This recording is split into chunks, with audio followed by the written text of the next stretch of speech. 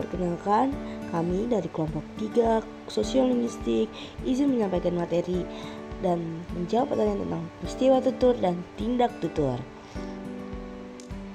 Sebelum memasuki materi dan sesi pertanyaan, mari kita lihat dulu siapa nih anggota-anggota dari kelompok 3 Sosiolinguistik. Yang pertama ada Putri Aprilia dengan NPM 2210631080083. Yang kedua ada Rohmah Laila Sari dengan NPM 2210631080085. Dan yang terakhir ada Stefani Maranata 2210631080093. Sesi perkenalan sudah kita lihat dan mendengar siapa anggota dari kelompok 3 Sosiolinguistik ini. Sekarang kita masuk ke materi 3, yaitu peristiwa tutur dan tindak tutur. Selamat menyaksikan.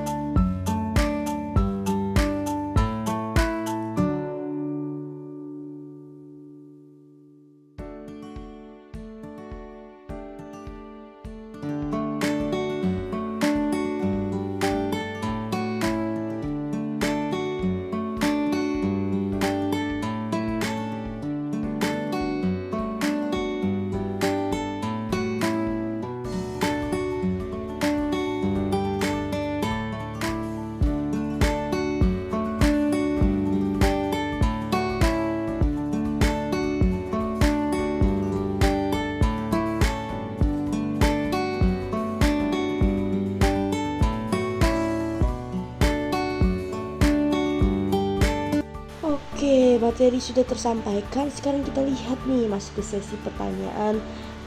Ya, siapa sih yang bertanya dan apa pertanyaan mereka? Mari kita lihat. Yang pertama ada Siti Mangatulaila dengan NPM 2210631080090. Yang kedua ada Nisrina Tiara Balkis dengan NPM 2210631080078. Yang ketiga ada Yesi Lestari 2210631080095. Yang keempat ada Muhammad Ibrahim dengan NPM 2210631080070. Yang kelima ada Nadia Ramadhani Hadi dengan NPM 2210631080073. Yang terakhir ada Nuril Lestari Putri dengan NPM 2210631080081.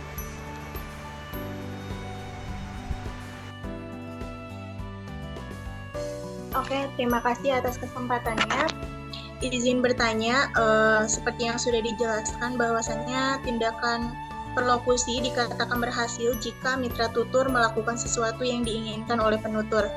Namun pertanyaannya, namun apabila hal tersebut tidak berjalan dengan baik, apakah tindak tutur perlokusi dapat dikatakan gagal? Lalu bagaimana kesadaran tindak tutur perlokusi dapat meningkatkan efektivitas komunikasi? Sekian. Terima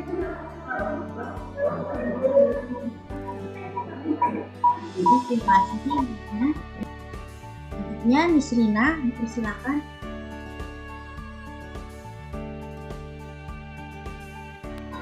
Baik, izin bertanya, bagaimana hubungan antara struktur kalimat dan fungsi tuturan dalam mengekspresikan tindak tutur? Berikan juga contoh bagaimana struktur kalimat dapat mempengaruhi interpretasi sebuah pernyataan. Untuk selanjutnya, Desi.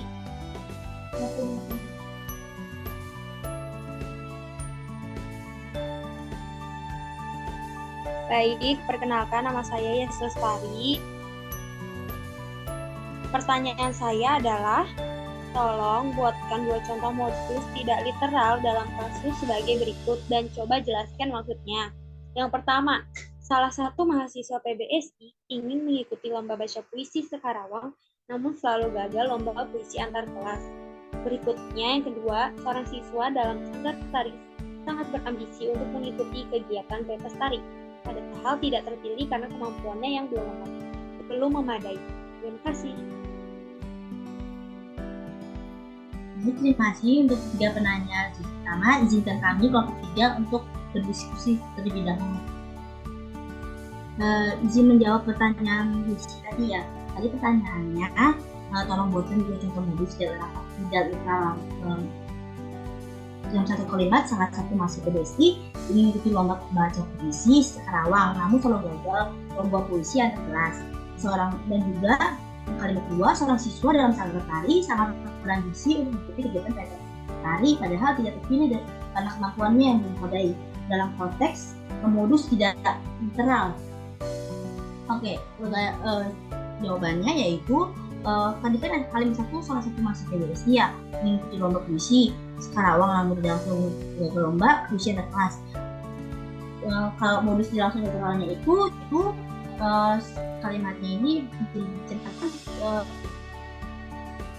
si mahasiswa PBSI ini kamu nggak usah ikut lomba puisi karena kamu kemarin itu kan, jadi sebagai bilang kritikan untuk nggak usah ikut dulu ya untuk lomba gitu, lomba terkelasnya puisinya gitu. Untuk kalimat kedua, tadi seorang siswa dalam Sanggar Tari sangat berambisi untuk kegiatan pentas tari, padahal tidak terpilih karena kemampuannya belum memadai. Modus tidak literalnya itu kan si A, kamu nggak usah ikut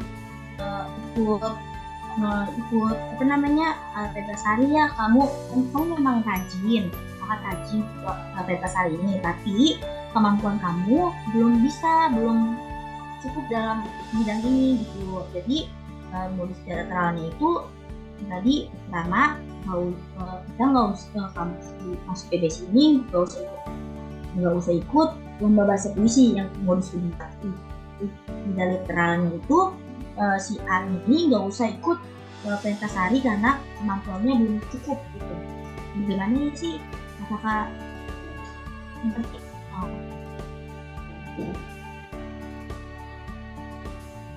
Baik, cukup dipahami. Terima kasih Stefani. Iya, sama-sama.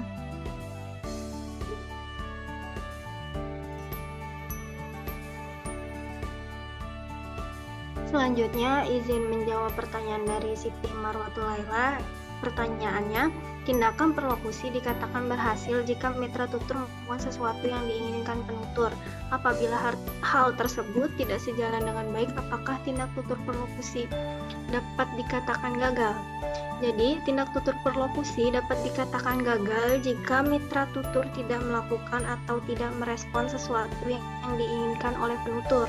Dalam konteks ini, keberhasilan atau kegagalan tindak tutur perlokusi itu tergantung pada sejauh mana penutur mencapai tujuan komunikatifnya melalui tindakan bahasa yang dilakukan.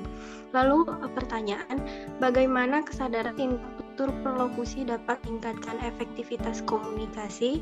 Peningkatan kesadaran terhadap tindak tutur perlokusi dapat meningkatkan efektivitas komunikasi karena memiliki peran penting dalam komunikasi. Yang pertama, dengan memiliki kesadaran tindak tutur perlokusi, kita dapat memahami tujuan komunikasi. Komunikasi ini penutur lebih memahami tujuan komunikasi yang dilakukan dan mengarahkan tindakan bahasa mereka sesuai. Yang kedua, dapat menyesuaikan strategi komunikasi. Memungkinkan penutur untuk menyesuaikan strategi komunikasi dengan tujuan yang ingin dicapai. Yang ketiga, dapat membaca respon mitra tutur. Kesadaran tersebut dapat membantu penutur dalam membaca respon mitra tutur dengan baik. Jadi, penutur dapat mengenali apakah mitra tutur merespon sesuai dengan apa yang diharapkan atau apakah sesuai lebih lanjut atau penyesuaian yang lebih lanjut diperlukan untuk mencapai tujuan komunikasi. Yang ketiga, dengan memahami kesadaran tindak tutur perlokusi, yaitu dapat menghindari kesalahpahaman.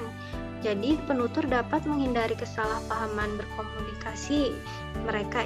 Mereka dapat menyampaikan pesan dengan lebih jelas dan meminimalkan kemungkinan terjadinya penafsiran yang salah oleh mitra tutur. Itu saja. Apakah terjawab, Siti Marwa?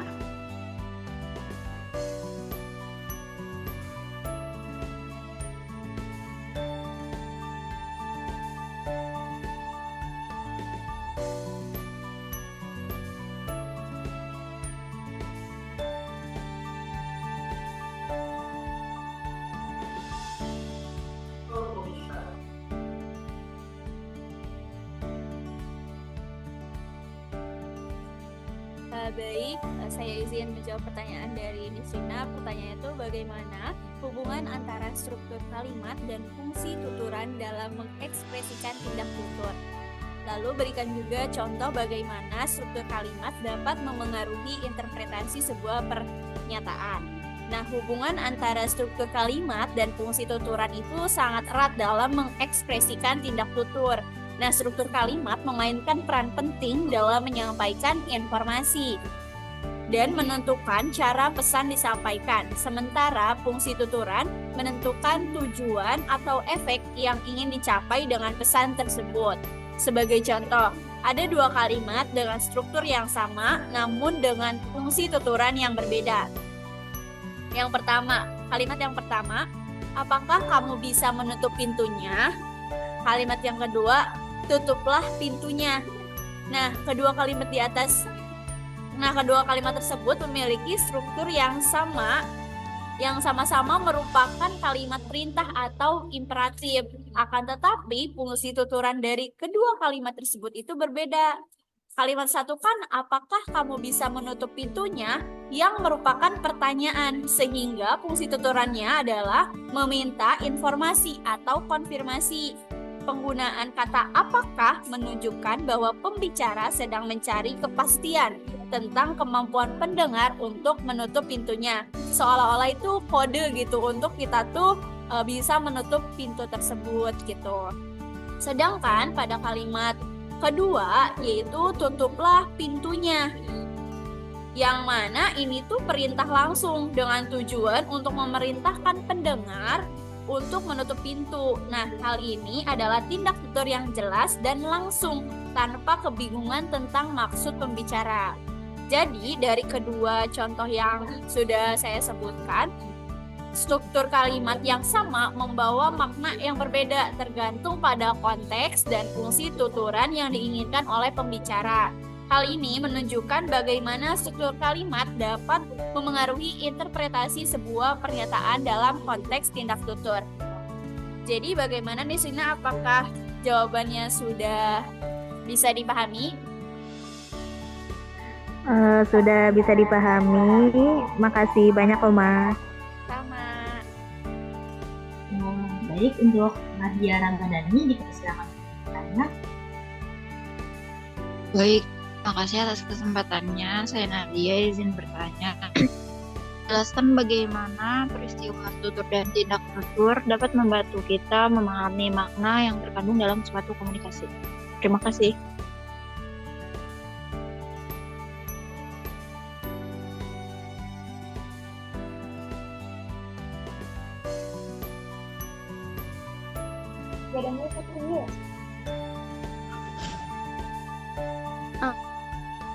Atau Fani.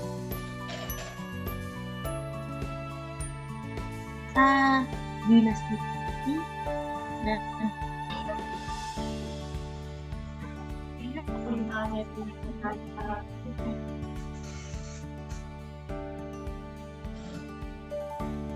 bagaimana kita? Apakah ingin bertanya? Baik, izin bertanya. Sebelumnya izin satu device dengan Mita. Pertanyaan saya, jelaskan bagaimana konteks sosial dan budaya mempengaruhi makna dari peristiwa tutur dan tindak dalam berbagai situ komunikasi.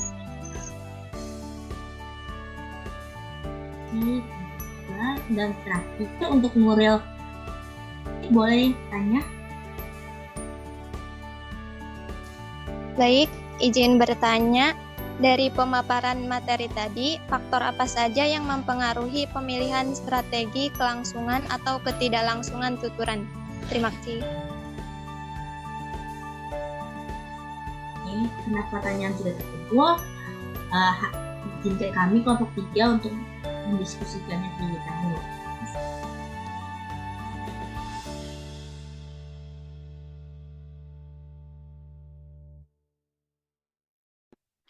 Baik, izin menjawab pertanyaan dari Nadia. Pertanyaannya, jelaskan bagaimana peristiwa tutur dan tidak tutur dapat membantu kita memahami makna yang terkandung dalam komunikasi. Jawabannya, pemahaman tentang peristiwa tutur dan tindak tutur ini dapat membantu kita memahami makna komunikasi yang lebih baik karena dapat memberikan konteks. Jadi peristiwa tutur itu memberikan informasi tentang situasi, waktu, dan hubungan antar penutur sehingga membantu kita memahami makna tuturan dalam konteks yang tepat. Yang kedua, dapat memberikan kita pemahaman dari maksud penutur. Jadi tindak tutur itu membantu kita memahami maksud di balik tuturan. Tindak tutur itu dapat berupa pernyataan, pertanyaan, perintah, atau pernyataan perasaan. Kemudian yang ketiga, dapat menginterpretasikan makna tersirat. Jadi maksudnya makna tersirat, makna yang tidak secara eksplisit diucapkan tetapi dapat dipahami dari konteks dan cara tuturan. Misalnya ada pada kalimat hari ini panas sekali, dalam konteks cuaca itu kalimat tersebut tertuju pada cuaca, tetapi dalam konteks lain misalnya dalam negosiasi bisnis dapat digunakan sebagai sesuatu untuk menunda pembicaraan. Itu saja, Nadia. Apakah sudah terjawab? Sudah terjawab. Terima kasih Putri. Kembali kasih.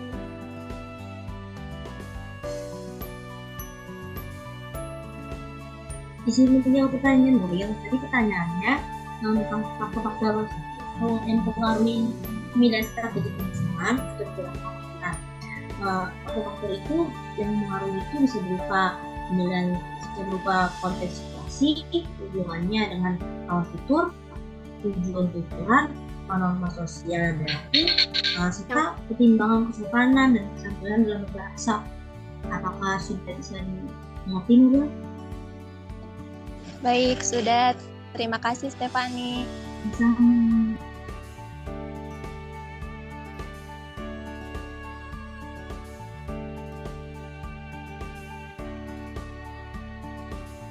Baik, selanjutnya saya izin menjawab pertanyaan dari Ibrahim. Pertanyaan itu jelaskan bagaimana konteks sosial dan budaya memengaruhi makna dari peristiwa tutur dan tindak tutur dalam berbagai situasi komunikasi. Nah, jawabannya itu konteks sosial dan budaya memiliki peran yang signifikan dalam membentuk makna dari peristiwa tutur dan tindak tutur dalam berbagai situasi komunikasi. Konteks sosial mencangkup faktor-faktor seperti latar belakang budaya, status sosial, peran dalam masyarakat, serta hubungan interpersonal antara partisipan dalam percakapan. Nah, misalnya dalam budaya tertentu, sebuah pernyataan yang terlihat lugas dapat dianggap kurang sopan atau bahkan menghina dalam kelompok masyarakat lain. Begitu pula status sosial seseorang juga dapat memengaruhi bagaimana tuturan mereka diterima oleh orang lain. Di sisi lain, faktor budaya seperti norma-norma komunikasi, kebiasaan berbicara, dan aturan-aturan tak tertulis dalam sebuah kelompok masyarakat dapat memengaruhi pemahaman dan penafsiran pesan. Misalnya dalam beberapa budaya, penggunaan bahasa metaforis atau perumpamaan sering digunakan untuk menyampaikan pesan yang kompleks. Sementara dalam budaya lain, gaya komunikasi yang lebih langsung itu lebih disukai gitu. Jadi, pemahaman yang mendalam tentang konteks sosial dan budaya itu sangat penting untuk menginterpretasikan dengan tepat makna dari peristiwa tutur dan tindak tutur dalam setiap situasi komunikasi. Bagaimana Ibrahim, apakah sudah terjawab dan dapat dipahami?